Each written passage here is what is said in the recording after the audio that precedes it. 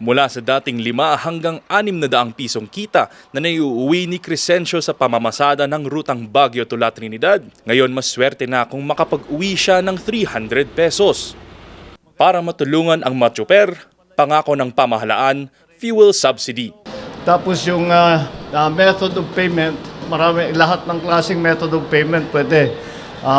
We can do it via digital payment o mga GCash. You can go to the ATM.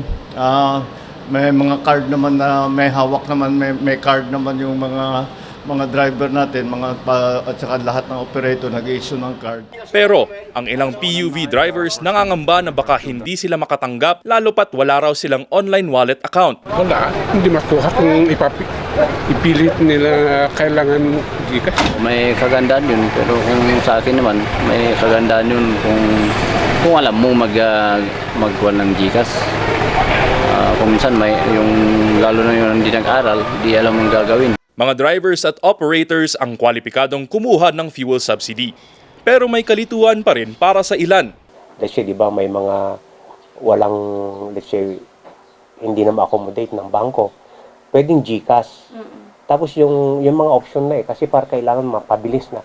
Yung hindi walang GCash naman, yun yung tinatawag na nilang rollout. Mano-mano na. Pero para sa mga tsuper, mas mainam raw kung itataas na lamang ang pamasahe. Kasi yung fuel subsidy, ilang araw na lang, mawawala na. Lugi pa kami. Pero pag sa fare increase, at least tuloy-tuloy na po yun. Hindi naman kaya, hindi lumabas yung pulya namin kasi mag-gross kami ng 5,000 for 5. Ang kulo namin 3,000, bounding nga 1,500. Magkano tira sa amin every other day naman ang biyahe namin.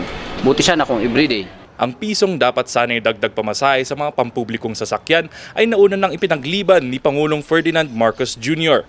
Ang mga pasahero raw kasi ang maapektuhan kapag ipinatupad ito.